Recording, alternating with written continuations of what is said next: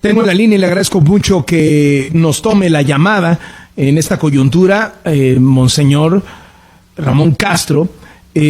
Monseñor Castro, y de hecho la conferencia del episcopado mexicano ha realizado una serie de planteamientos en términos políticos, no solo él como líder de la conferencia, secretario general de la conferencia del episcopado mexicano, sino el grueso de los obispos, diciendo cuidado con la violencia en las elecciones, invitando a la gente a votar para de esta manera, pues digamos que diluir la fuerza de los del mapacheo, de los fraudes electorales, etcétera, de la operación electoral, etcétera, etcétera. Pero la alerta que hace sobre la violencia la Iglesia Católica Mexicana es tremenda. Han sido justo clérigos, obispos, sacerdotes, los que han puesto en distintas partes del país el ojo en estos temas de violencia, que ahora se traduce en violencia política. Monseñor Castro, me da mucho gusto saludarle. ¿Cómo le va? Muy buenas tardes. Muy buenas tardes, don Carlos, a usted y a todo su auditorio. Es un gusto volver a encontrarnos. Lo mismo le digo, Monseñor. Estamos peor que nunca en términos de violencia. ¿Qué es lo que usted, con toda la red que tienen de obispos y sacerdotes, pulsan a nivel de cancha, en tierra, en el país? Don Carlos, ciertamente somos pastores y como pastores vivimos en la primera fila todas las consecuencias de una realidad de un país herido, de un país que tiene tantos problemas de seguridad, de desigualdad, de insuficiente empleo formal, de pésima calidad educativa, de una salud que nos preocupa, de un trato de la salud, el problema de la migración, la polarización social, etcétera, etcétera. Eso nos hace sentir, porque recibimos directamente del pueblo que está sufriendo sus quejas, sus dolores, su sufrimiento, y tratamos de acompañarlos a donde sea posible. Y nosotros tenemos otros datos, los datos de la realidad cotidiana del México herido, de la gente que tiene que dejar sus poblados en Ciudad Altamirano, por ejemplo, porque están tan presionados por los grupos criminales que las parroquias se están quedando solas, que los párrocos ya no tienen prácticamente feligreses. Estamos viviendo en primera línea de la batalla la cuestión de la migración y lo que sufren los migrantes, los balazos que desgraciadamente todos los días nos hacen desaparecer a un promedio de 90 de nuestros hermanos, etcétera. Entonces, como pastores, hemos hecho este mensaje a la nación mexicana para que nos preparemos, tengamos conciencia y de aquí al 2 de junio podamos ser muy responsables de este compromiso histórico que como ciudadanos tenemos. Y antes, hace el 25 de febrero, sacamos un comunicado muy importante, para nosotros trascendental, invitar a todos a orar, no solamente a comunidades religiosas, sino a todo el pueblo y a todas las religiones. Es tan complicado el horizonte, y lo sabemos, y tan difícil, pero para Dios no hay imposibles. Y cualquier concepto que se tenga de Dios, pedirle ayuda y decirle, ayúdanos, danos una mano, la situación es tan compleja que solamente tú nos puedes iluminar. Entonces, una vez que sacamos ese primer comunicado, ahora hacemos este mensaje, en donde tratamos de poner las cosas en claro como pastores, no como políticos, o mejor dicho, como personas que viven la verdadera política, que es la preocupación por el bien común. Monseñor, ¿van a ustedes a convocar a un pacto, o ya han convocado a los 3 candidatos presidenciales a un pacto por la paz? ¿Qué es lo que implica ese pacto?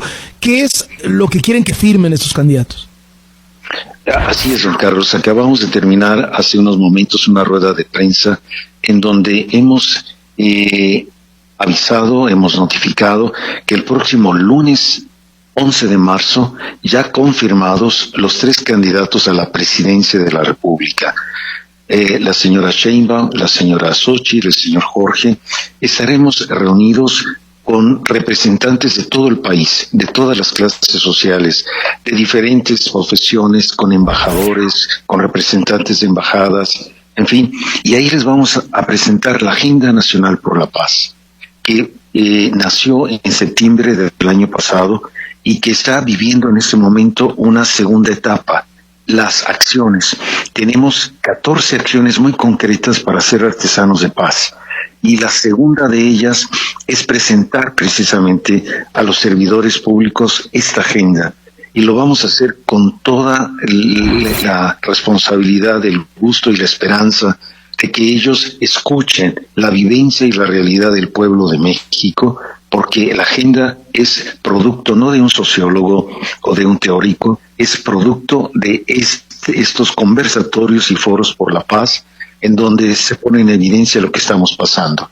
Y decirles, les suplicamos, se comprometan por la paz, les suplicamos a ustedes que tienen el poder del Estado, trabajar para la consecución de una paz que todos anhelamos y necesitamos. Así que es un gran momento histórico, 11 de marzo, en un horario matutino, los 3 ya nos han confirmado, sí. Monseñor, ¿van juntos los 3, no por separado? Por separado, por sí, separado. Por cuestión, sí. Sí, porque de protocolo, ¿verdad? Sí. Monseñor, ¿cree que estamos en un narcogobierno? Hay señales de que hay, ciertamente en algunos estados sobre todo, presencia y mando del narcotráfico, incluyendo el gobierno. Al menos eso es lo que nosotros hemos visto, palpado, sentido en municipios en donde se tiene que pagar el derecho de piso para que el crimen organizado les permita. Nosotros tenemos parroquias donde tenemos que pedirle permiso al crimen organizado para que pueda transitar libremente el párroco. Entonces se pone en evidencia un dominio, ciertamente, del crimen. Monseñor, ¿le gusta que los obispos, los sacerdotes, entren en contacto con los líderes criminales para tratar de llegar a acuerdos entre ellos, para tratar de convencerlos de pacificar las regiones? En el grupo gobernante hay polémica, de pronto parece que sí les gusta que ustedes les ayuden, de pronto parece que no, pero ¿qué piensa usted como líder de los obispos de este papel, de este rol? Don Carlos, no es la mejor metodología para encontrar la paz, pero en casos de emergencia y de necesidad no queda otra opción, no queda otra. Cuando nosotros como pastores nos dicen ayúdenos a encontrar un diálogo y hacer un convenio entre bandas criminales, no podemos negarnos, porque estamos de esa manera salvando tantas vidas ciertamente de esos hermanos que están sometidos a esta realidad del narcotráfico, pero pensamos también en sus familias, en sus esposas, en sus madres, en sus hijos, y cuántos sufren y cuántas personas que viven la consecuencia de este derrame de sangre. Entonces, en situaciones límite como Guerrero, en donde esos obispos de la provincia establecieron este diálogo y este puente, no es el mejor de los caminos, pero sí, para un momento de emergencia, algo que puede ayudar, don Carlos. Le agradezco mucho estos minutos para W Radio, Monseñor, y muy buenas tardes.